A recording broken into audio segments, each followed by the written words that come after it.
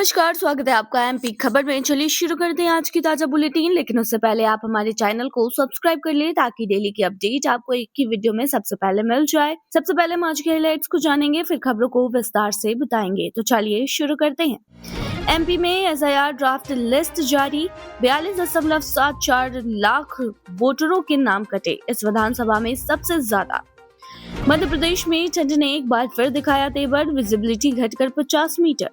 नए साल में लाडली बहनों की झोली और भरेगी, 3 नहीं 5,000 रुपए देने की तैयारी। 25,000 देकर 50 लोगों का करवाया गया धर्म परिवर्तन, 50 सरकारी कर्मचारी गिरफ्तार। एमपी में अगले 48 घंटे भारी क्रिसमस पर गलन वाली तेज सर्दी, शीतलहर और घने कोहरे का अलर्ट। एमपी में एसआईआर ड्राफ्ट लिस्ट जारी, 42.74 लाख वोटरों के नाम कटे, इस विधानसभा में सबसे ज्यादा।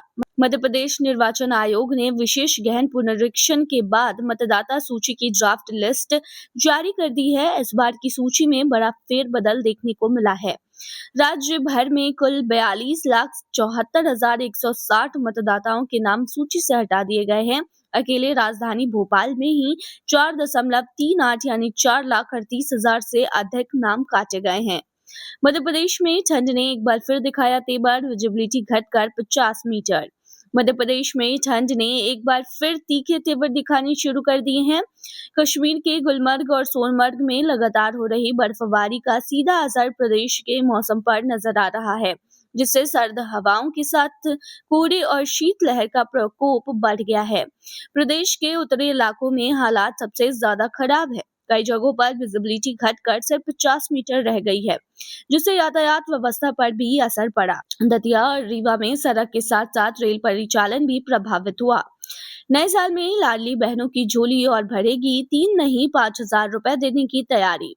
मध्य प्रदेश की लाडली बहनों के लिए साल 2025 फायदेमंद साबित रहा है।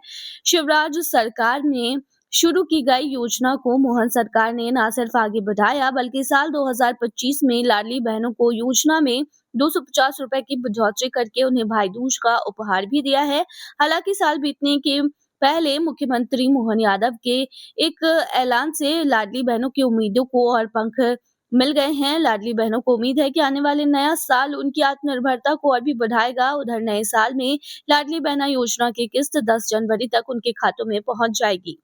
25,000 देकर 50 लोगों का कराया धर्म परिवर्तन, 5 सरकारी कर्मचारी गिरफ्तार।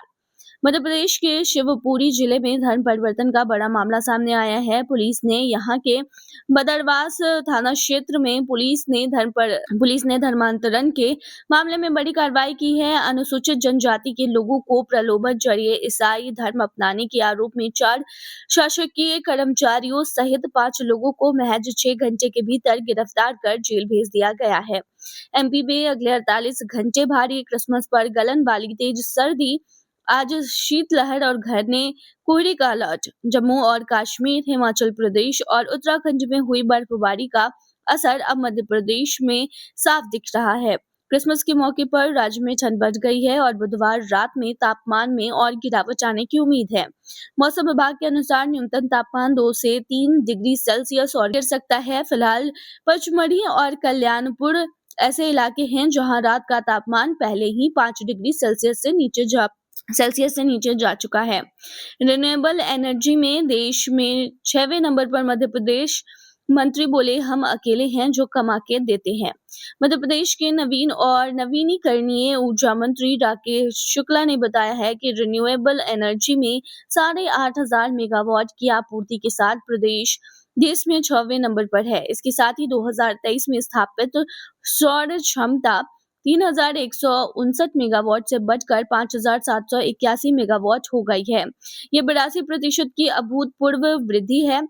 इसी तरह से देश में डिसेंट्रलाइज्ड रिन्यूएबल एनर्जी में मध्य प्रदेश की बड़ी उपलब्धि ये भी है कि सौर बिजली की दरें 2.40 से 2.85 प्रति यूनिट के बीच प्राप्त हुई है। मंत्री शुक्ला ने कहा है कि एक हमारा ही विभाग है जो सरकार को कमा कर देता है और खर्चा उतना नहीं करता है। सिंहस्थ 2028 की तैयारी के लिए उज्जैन में होटल विस्तार। मंत्री बोले, पर्यटन में नई ऊंचाई छू रहा प्रदेश। मंत्री धर्मेंद्र भाव सिंह लोधी ने कहा कि मध्य प्रदेश में पर्यटन और संस्कृति के क्षेत्र में नई ऊंचाई छू रही है। उन्होंने बताया कि प्रदेश में पर्यटक का आगमन बढ़ा है और कई नए सांस्कृतिक, धार्मिक और ग्रामीण पर्यटन प्रोजेक्ट तेजी से विकसित हो रहे हैं।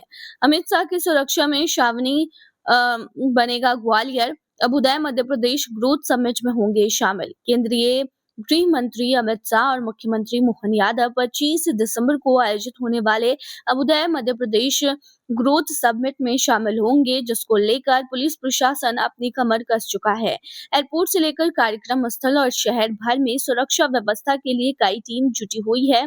अमित शाह इस कार्यक्रम के दौरान ग्वालियर में लगभग 3 घंटे तक रहेंगे। ऐसे में ग्वालियर के चप्पे चप्पे पर पुलिस का कड़ा पहरा रहेगा। एमपी में बदल गया एक और शहर का नाम, मूलतापी के नाम से जाना जाएगा यह नगर।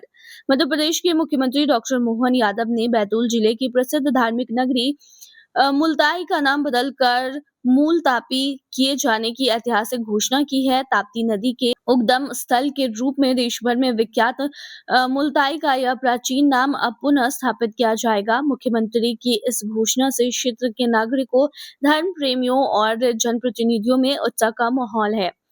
एमपी में सरकारी अस्पतालों की व्यवस्था खराब, मरीजों के भोजन पर प्रतिदिन का 33 रुपए का खर्च। मध्य प्रदेश के भोपाल के सरकारी अस्पतालों में मरीजों के दिन के भोजन की लागत 33 रुपए है। हिंदुस्तान टाइम्स के मुताबिक चिंता वाली बात यह है कि इसके मुकाबले सरकारी गौशालों और जेल में कैदियों के खाने पर खर्च होने वाले रुपए ज्यादा है। यह घटना तब सामने आई है जब शुक्रवार 19 दिसंबर को उज्जैन के माधवनगर सरकारी अस्पताल में भर्ती कुछ मरीजों ने उन्हें परोसे जा रहे घटिया भोजन का वीडियो बनाया और बाद में यह वीडियो सोशल मीडिया पर वायरल हो गया। हर घर नल जल योजना से ग्रामीण महिलाओं का सशक्तिकरण। मंत्री बोले, 81 लाख परिवारों तक पहुंचा पेयजल। लोक स्वास्थ्य यांत्रिकी मंत्री संपत्तिया उइके ने कहा कि मध्य प्रदेश सरकार की हर घर नल जल योजना से ग्रामीण महिलाओं का समय बचा और उनकी आजीविका मजबूत हुई है। अब 81 लाख से अधिक परिवारों को घर घर शुद्ध पानी उपलब्ध है, जिससे स्वास्थ्य और शिक्षा में भी सुधार हुआ है। सड़क जांच बनी सियासी मुद्दा। अमानक घोषित रोड का निरीक्षण करने पहुंची राज्य मंत्री को सीएम ने दी नसीहत। लोक निर्माण विभाग द्वारा पहले ही अमानक घोषित की गई सड़क के निरीक्षण पर जाने को लेकर मुख्यमंत्री डॉक्टर मोहन यादव राज्य मंत्री प्रतिमा बागड़ी से नाराज हो गए। कैबिनेट बैठक के बाद सीएम ने मंत्री को बुलाकर इस कार्रवाई पर सवाल उठाए और नसीहत भी दी। जायजा लेने देर रात खुद सड़क पर उतर गई कलेक्टर मिशा सिंह। कमियां देख अफसरों को लगाई जमकर फटकार। रतलाम में हालातों का जायजा लेने के लिए कलेक्टर मिशा सिंह खुद सड़क पर उतर गई। कड़ाके की ठंड में देर रात न केवल रैन बसेरों का औचक निरीक्षण किया, बल्कि सड़क के किनारे सो रहे लोगों से मुलाकात कर बातचीत की और अफसरों पर जमकर भड़की भी। एमपी में राशन माफिया का नया खेल। अनाज के बदले थमा रहे कैश, उसमें भी 20 का कमीशन। शिवपुरी जिले के बिलारा गांव में सेल्समैन गरीबों का निवाला छीनकर उन्हें अनाज के बदले पैसे बांट रहा है। हद तो तब हो गई जब सेल्समैन इन पैसों में से भी अपना कमीशन काटना नहीं भूला। इससे साफ है कि मध्य प्रदेश में जनहितैषी ऐसी योजनाओं को किस तरह से पलीता लगाया जा रहा है। एमपी का खैरकांड, लकड़ी तस्करी से आतंकी फंडिंग। अलीराजपुर में आईएसआई का 200 करोड़ी खेल। मध्य प्रदेश में अलीराजपुर में अवैध खैर तस्करी के पीछे निकला खौफनाक आतंकी कनेक्शन। 200 करोड़ की लकड़ी तस्करी का पैसा आईएसआई के पगदा मॉड्यूल तक पहुंच रहा था और ईडी की जांच में खुलासा हुआ है। सीएम हेल्पलाइन की शिकायत बंद करने के मांगे 10,000। लोकायुक्त ने दिन में दिखाए तारे। सीएम हेल्पलाइन बंद करने के नाम पर रिश्वत मांगना शिक्षा विभाग के बीएससी को भारी पड़ गया। लोकायुक्त ने block academic coordinator Satyendra Jain को 10,000 रुपए की रिश्वत लेते हुए रंगे हाथ पकड़ा है। पीड़ित स्कूल संचालिका की शिकायत पर जबलपुर लोकायुक्त ने छिंदवाड़ा में ये बड़ी कार्रवाई की है। एमपी में 1500 सरकारी भवनों पर 70 मेगावाट सोलर प्रोजेक्ट्स का निर्माण। मध्य प्रदेश सौर ऊर्जा के क्षेत्र में आगे बढ़ रहा है। राज्य के 1500 से अधिक सरकारी भवनों पर कुल 70 मेगावाट क्षमता के सोलर प्रोजेक्ट लगाए जा रहे हैं, जिससे स्वच्छ ऊर्जा उत्पादन बढ़ेगा और बिजली की बचत होगी। ये थी आज की तमाम अपडेट्स। ऐसे ही तमाम एमपी खबर के लिए बने रहिए हमारे चैनल पर।